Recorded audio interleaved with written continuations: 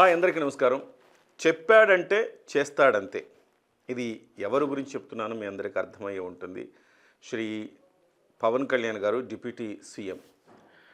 ఆయన గతంలోనూ ఆయన చెప్పిన మాటకు కట్టుబడి అనేక కార్యక్రమాలు నెరవేర్చారు. ఆ పదవిలో ఉన్నా లేకపోయినా ప్రజలకు సేవ చేయటంలో ఎప్పుడూ ముందే ఉంటారు. అలాంటిది ఉప ముఖ్యమంత్రి అయ్యాక ముఖ్యంగా గ్రామీణాభివృద్ధి శాఖ తీసుకున్న తర్వాత అనేక మార్పులకు శ్రీకారం చుట్టారు. స్వతంత్రం వచ్చి 77 సంవత్సరాలు దాటినా కూడా ఇప్పటికీ మన్యం గ్రామాలు కనీసం నడవడానికి రోడ్డు లేని దుస్థితిలో ఉన్నాయంటే దాని పరిస్థితి అర్థం చేసుకోవచ్చు. ముఖ్యంగా డోలీల్లో గర్భిణీ స్త్రీలను వీళ్ళందరినీ కూడా డోలీల్లో తీసుకుపోతూ ఉంటారు. అంటే 77 సంవత్సరాలు వచ్చినా ఇంకా వాళ్ళకైతే స్వతంత్రం రాలేదేమో, ఆ స్వతంత్ర ఫలాలు వాళ్ళకి అందలేదేమో అనిపిస్తుంది అనమాట. అలాంటి మన్యం గ్రామాల్లో పవన్ కళ్యాణ్ గారు ఇటీవల కాలంలో పర్యటించినప్పుడు ఆయన కొన్ని వాగ్దానాలు చేశారు. అప్పటికే కొన్ని రోడ్లు ఆయన శాంక్షన్ చేశారు. ఆ రోడ్లు కూడా వేయటం మొదలైపోయింది, చాలా వరకు పూర్తి కూడా అయ్యాయి. అయితే మరికొంత గ్రాంట్ తెచ్చి మీకు డోలీ రహిత రవాణా చేస్తాను అని చెప్పేసి ఆయన మాట ఇచ్చారు. ఆయన ఏమన్నారు ఒకసారి చూద్దాం. రోడ్ల కోసం మళ్ళీ జనవరిలో 250 కోట్ల రూపాయలు ప్రధానమంత్రి గారు దీనికి మంజూరు చేయబోతున్నారు.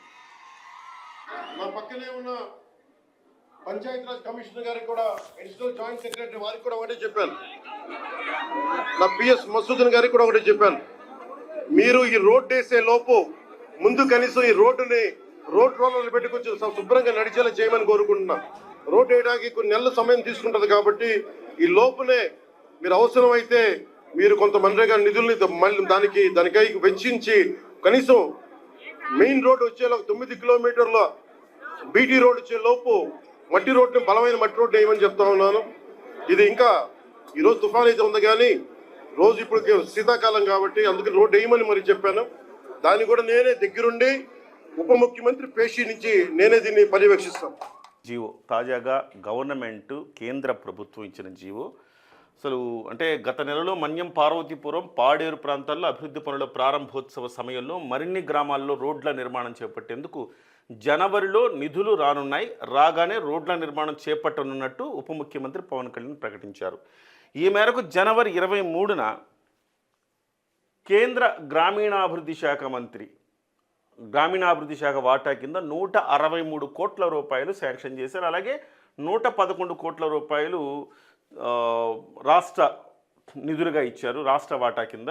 సో మొత్తంగా చూస్తే 275 కోట్ల రూపాయలను ఎన్డీఏ ప్రభుత్వం విడుదల చేసింది. 163 కోట్లేమో కేంద్ర వాటా, 111 కోట్లేమో రాష్ట్ర వాటా కింద 275 కోట్ల రూపాయలను విడుదల చేసి 9 కిలోమీటర్ల పాటు ఆ మెయిన్ రోడ్డు ఇక ఇతర రోడ్లను కూడా అక్కడ మన్యం ప్రాంతంలో వేయించేందుకు సర్వం సిద్ధమైంది. దీని మేరకు జీవో కూడా వచ్చింది. ఆ జీవో వచ్చిన నేపథ్యంలో ఈ ట్వీట్ మనం చూస్తూ ఉన్నాం.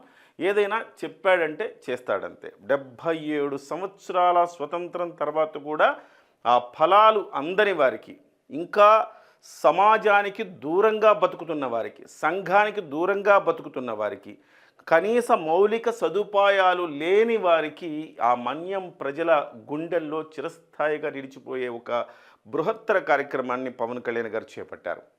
ఇంకా చాలా దుస్థితి చూడండి. ఒకళ్ళకి బాగలేకపోయినా, ఒకళ్లకు గర్భిణీ స్త్రీలనైనా ఇట్లా డోలీల్లో మోసుకొని పోయే పరిస్థితి, అది కూడా ప్రమాదకరమైన పరిస్థితుల్లో. ఇప్పటికే కనీసం రోడ్లు మట్టి రోడ్లన్నా వేయండి, ఆ నిధులు వచ్చి రోడ్లు వేసేదాకా అని చెప్పేసి అధికారులకు ఆదేశాలు జారీ చేశారు. అంటే ఒక హృదయం ఉన్న ఒక వ్యక్తి ఒక అధికారంలో ఉంటే గనక ఎలాంటి ఫలితాలు వస్తాయో చెప్పేందుకు ఇది ఒక ప్రత్యక్ష ఉదాహరణ అని చెప్పాలి. మరి ఏం చేశాయా గత ప్రభుత్వాలంతా? ప్రభుత్వాలు ఆ ప్రభుత్వం ఈ ప్రభుత్వంతో సంబంధం లేదు. సో ఒక మనసున్న నాయకుడు రావాలా, ప్రజల కష్టాలు చూసి చెలించగలిగిన నాయకుడు రావాలి. అప్పుడు నిధులు వాటంతట అవే వస్తాయి అని చెప్పడానికి ఇది ఒక నిదర్శనం అని కూడా మనం చెప్పుకోవచ్చు. ఏదేమైనా మన్యం ప్రజలకు ఒక మంచి రోజులు వచ్చినాయి. మళ్ళీ వాళ్ళంతా కూడా అల్లూరు సీతారామరాజు తిరిగి తమ కోసం వచ్చాడా అన్నట్టుగా పవన్ కళ్యాణ్ గారిని ఒక ఆర్తితో చూస్తూ ఉన్నారంటే అతిశయోక్తి కాదని మనం చెప్పాలి. Hats off to deputy CM.